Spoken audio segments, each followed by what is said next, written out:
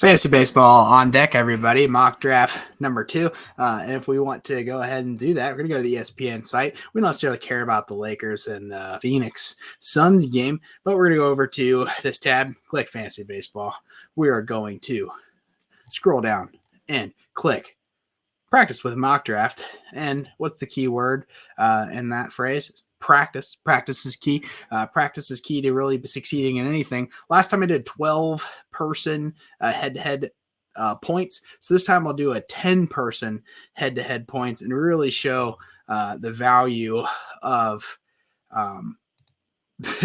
playing in a 10-person league. Every team should absolutely be stacked, but I've only done a 10-person league a couple of times, and holy crap, is it just loaded. So it automatically gave me the number 1 overall pick, knowing that the number 1 overall pick is going to be Shohei Ohtani every time for obvious reasons. I'll slot myself down to number 4, given that I was the number 8 overall guy last time, and hopefully some real people pop into this instead of just a bunch of robots. But if I was going to go do this particular draft, let's just go and kind of set myself up for success.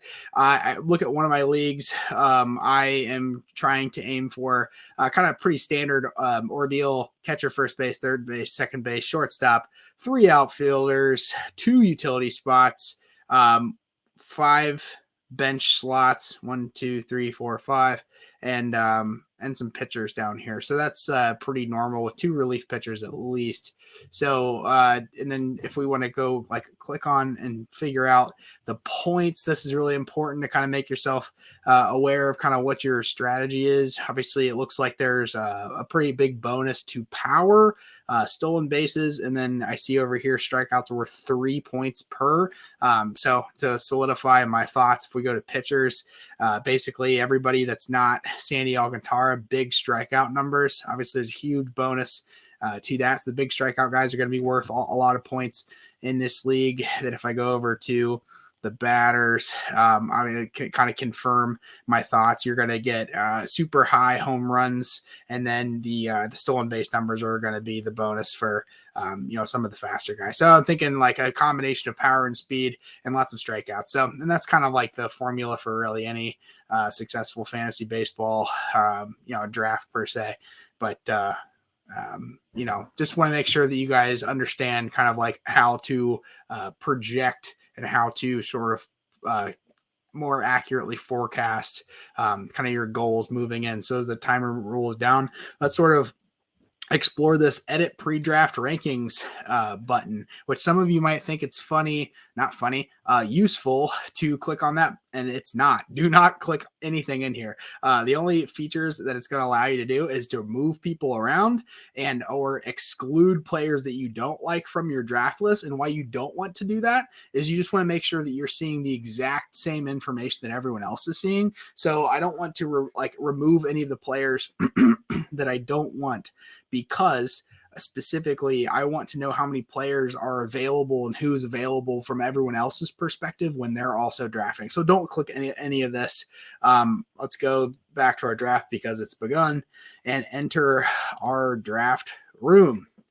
And the first thing that I want to do when I enter the draft room is I'm going to minimize my screen, and I'm going to start basically using the sheet over here. And if you guys are familiar with the site or this page with me as Austin at Fantasy Baseball on Deck, I build a pre-ranking draft strategy sheet that you guys can all use for free. It is in the comments. The link to it is in the comments below. I have my batter evaluations, starting pitcher evaluations, and on this third tab over here are my my rankings for the 2023 season.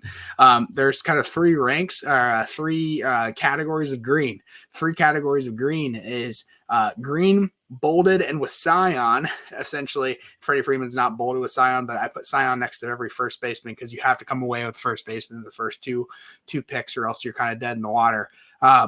Bold, green, and Scion means it's a player that you can't miss. You have to walk away from, and there's a lot of them in the very, very first beginning. But as you kind of scroll through, they're kind of sprinkled throughout.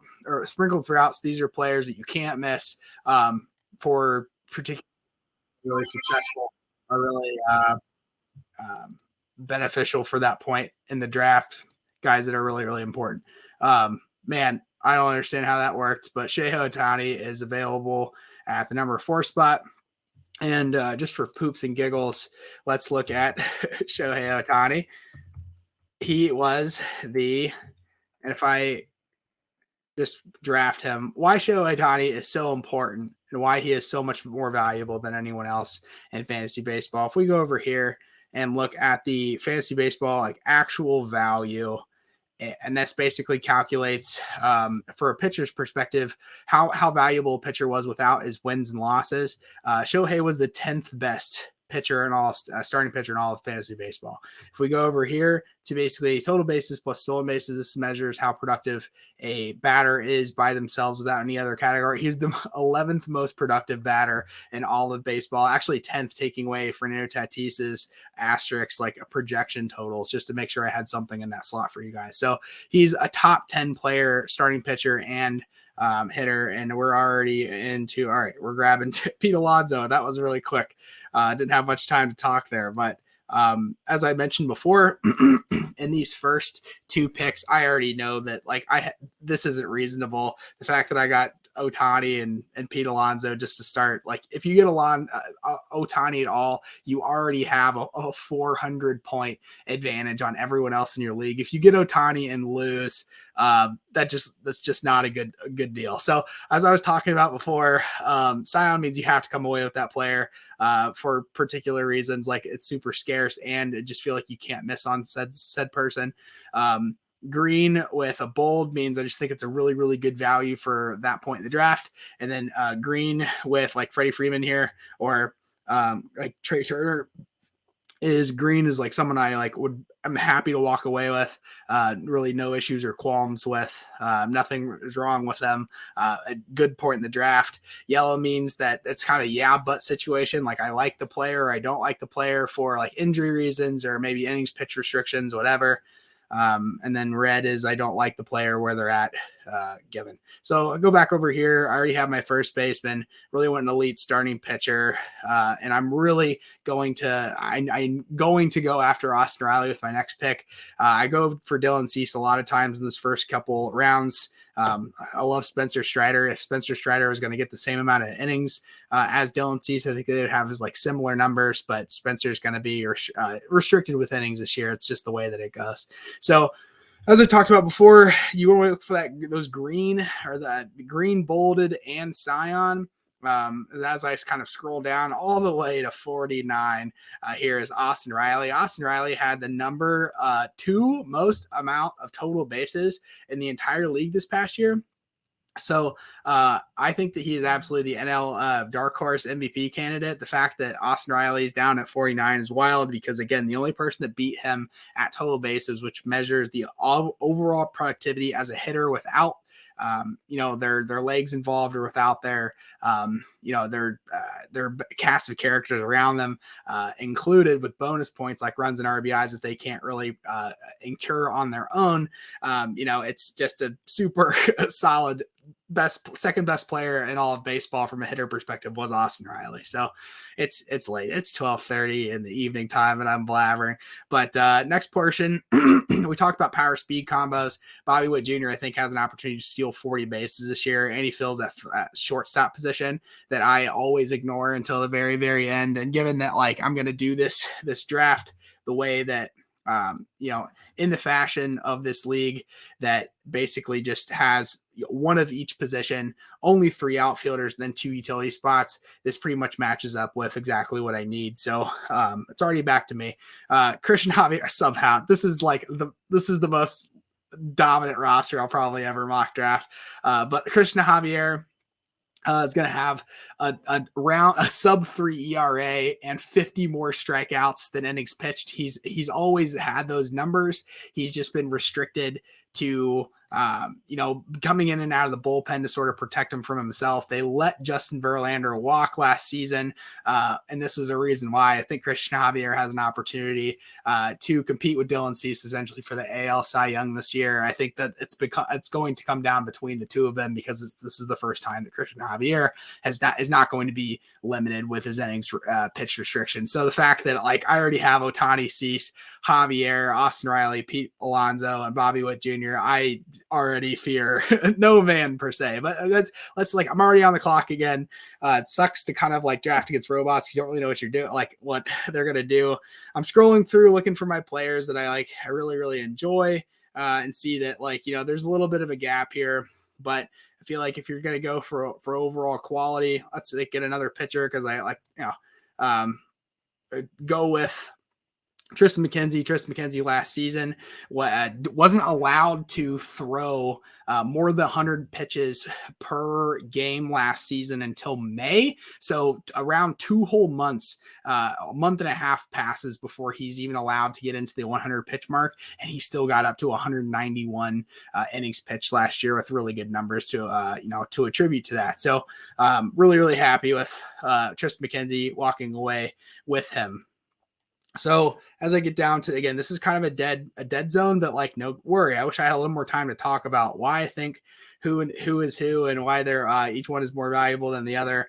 But if we're going to just scroll through things, Randy Arozarena seems like a pretty solid pick. He did nothing but succeed in the recent World Baseball Classic and stole 30 bases last year. So really sticking to the the strategy of I need power and I need a lot of speed to specifically succeed in this league and obviously get a lot of strikeouts. And I've done nothing but that so far. So, this is just this drafting against robots doesn't help you. It's almost like if you get an entire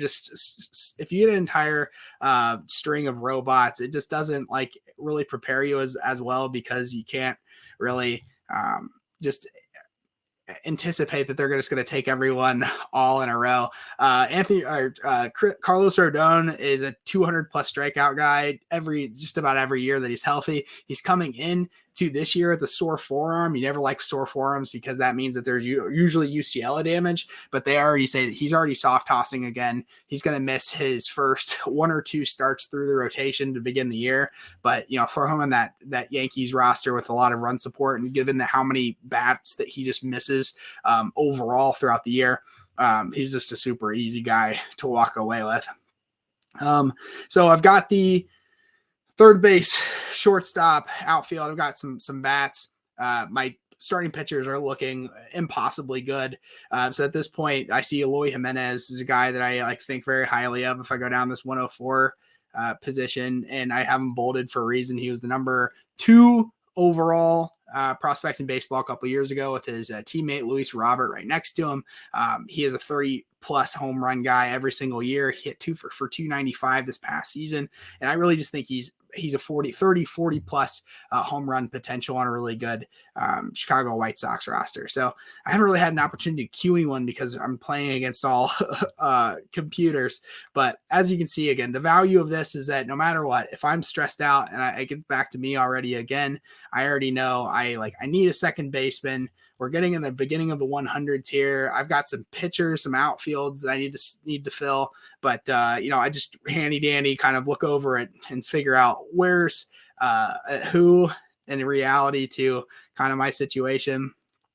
I see that Jordan Romano is available. I haven't taken a relief pitcher yet. I kind of mentioned before that I need 2 of those at least. So Jordan Romano, given that assuming that your fantasy league values relief pitchers, Jordan Romano, really, really solid selection, given that he's got good numbers on a team that scores a buttload of points. But even then, scoring a lot of points, but that pitching rotation from top to bottom,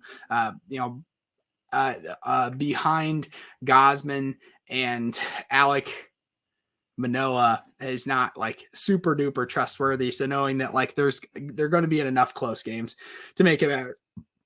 And right back into the 111. So looking, I've got Taylor Ward I really like. He's gone. No worries. Joe Ryan, Ryan Helsley have bolded green. I just took a relief pitcher, but seeing that Ryan Helsley's there, St. Louis kind of same situation. Their starting pitchers aren't going to blow you away, but they're going to score plenty of runs in a bad NL Central with the Reds, Cubs, Pirates, and and the Brewers. That offense is going to score plenty of runs. They just need to stay in it enough for Helsley to come in, who was an all-star last year. So keep scrolling down. I just want to like really start looking at like what are my upcoming players. I got Drew Rasmussen coming up, Kyle Wright, Jeffrey Springs. I have bolded. I think he's going to do exceptionally well as he did last year. Knowing that also I need to fill an outfield spot, knowing that I have 2 utility spots technically to fill and a second baseman. And really at this point in the draft, I am so loaded. I'm so happy with my team that this is the point where I'm going to make a stretch technically in comparison to where I'm at in the draft. This isn't a stretch. He's an MVP caliber type of player, 30-30, meaning 30 home runs, 30 stolen bases guy. Jazz Chisholm at the second base position, filling that hole right there, grabbing him early, knowing that, like no one's going to scroll. No, you don't necessarily see other people scrolling down that this far or this early in the draft, but I have him bolded. I have him Scion highlighted, knowing that he's going to have that second base eligibility, but also he's going to play outfield full time. So he's going to gain outfield eligibility after game number 10. And it's already back to me again. So I know that I'm waiting for William Contreras at Milwaukee Brewers for catcher later in the draft. So I've got a couple of outfield spots and pitchers available. So if we go back to the 140s, scrolling down and seeing that, Teoscar Hernandez is probably available at 154. He is drafting with 1 second left. I'm sure you guys are all like fairly stressed with how I'm operating with this and like so like loosey goosey with the clock. I normally have more time to talk about why I love players and things, but I'm really just trying to showcase the value of having this thing, this tool to your right, so that no matter how fast your pick comes up, there's just no stress involved. So it's already back up to me again. If Jeffrey Springs is available, I'm going to be really happy to take Jeffrey Springs.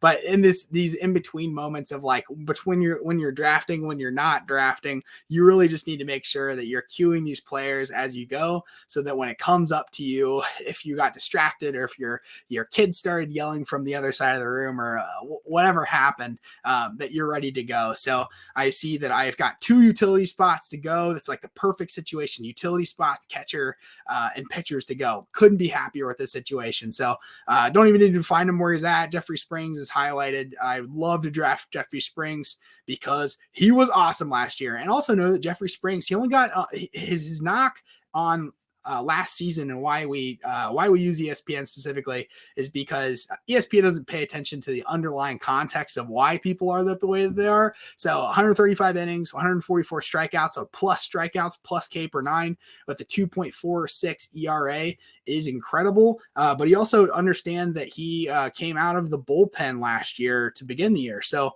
not a ton of time to really even earn those innings pitched and things. So that's kind of why he's behind schedule per se. Hunter Renfroe had a really, really sneaky good year last year. Adolis Garcia was really great, but just for time concerns, I wish I could have had more time to talk to you about that. But I just drafted. Who did I just draft? Oh gosh. Okay. Hunter Renfroe is who I took. I wanted to talk about, and he had 29 home runs through only like 470 or 495 at bats or something like that. So very much a 30 plus home run and anticipated guy. Understanding in my head right now that I just took a bat, but I technically need another utility guy and I need some more pitching. So I'm going to go down to, again, like the 160s, scroll, see that it's kind of blank and barren. If I go down to bolded 190, there should be, there's no Byron Buxton. That's fine. Miguel Vargas, being a first base eligibility guy with the LA Dodgers. He's considered one of the best raw hitters in his class. He's going to come up as a 23-year-old, ready to go, plug in everyday player. And he is actually expected to play second base. He came up in the minors as a third baseman. Actually, they label him as a first baseman. He's played every position in the infield, but he will be the everyday second baseman. So that second base spot that really sucks this season. That's extra valuable because, again, that's a player that is going to play again every day at that second base spot. I know that in this league specifically, I'm going to be asked to take more pitchers. I just wanted to say that I'm going to take Jesus Luzardo down here. I think a lot of Jesus. He's going to be now the number 2 starter in Miami. They're going to throw in Cueto just to eat some innings, kind of save him from himself because he has some injury history. But, that's what I would have done in that situation, taking Jesus Luzardo at the 205 spot. And this isn't the best viewing experience probably from your end because, again, everything just happens so quickly. And also what sucks on ESPN specifically is, like, even though like Jordan Walker was right there, I would love to take Jordan Walker, but now he's just left to the Wolves. I don't even have a chance to draft him because ESPN has walled me off from grabbing who I want. So I told you earlier, William Contreras was averaged 2.76 or 2.67 total bases per hit. So almost a triple per hit last season. He's going to get a ton of at-bats, all the at-bats he can handle in Milwaukee as the primary catcher now and DH. So I'm going to take William Contreras and be super happy with that. And also, if you're more of a Tyler Stevenson guy, obviously go Red Legs as I'm wearing my shirt. Tyler Stevenson is going to get reps again at first base. He's going to play, he's going to DH when Joey Votto's playing first base and he gets an off day from catcher. They're going to get him in the lineup at DH. Tyler Stevenson probably is one of the most valuable catchers in the draft behind William Contreras. And if William Contreras, for whatever reason, I don't walk away with him, I'm happy to come away with Tyler Stevenson, knowing that he's always hit around his career, he's always been around a 280 hitter, but he is the only player at that position, at that catcher position, about that probably will get around 650 to not 650, get around 550 to 600 bats besides Dalton Varsho. But Dalton Varsho is going to hit for a lot lower average. He's going to have more stolen bases, more home runs, but he's technically an outfielder, and that's just kind of cheating. And Varsho won't have catcher eligibility next season.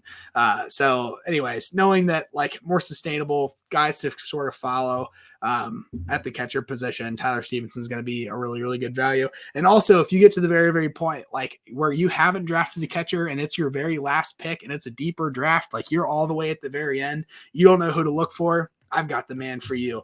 Logan O'Hoppe from the I should just look at this up.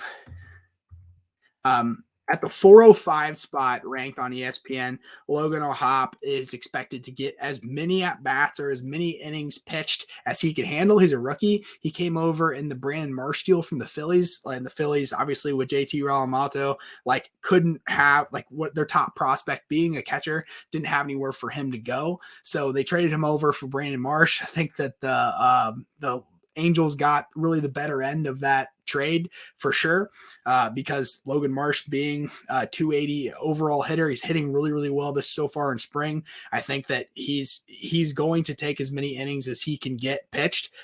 They don't have necessarily a super serviceable backup as of right now. Obviously, they'll have a mercenary veteran come in to just eat and fill innings when necessary, and he'll never get DH role spots, but he's just going to be hitting in that 6 or 7 spot behind such quality batters that, like, it seems like Logan O'Hoppe's going to be probably the most valuable low end, show the tallest of the midgets option at catcher. But if you're looking for a rookie of the year candidate for the catcher position, just so the catcher rookie to focus on, Logan O'Hoppe, I think, is my best value. So keep this short, quaint, quickest mock draft ever. I'll go ahead and end the video and say good luck to you all, and check out me for next time. English is hard. Good night. Bye.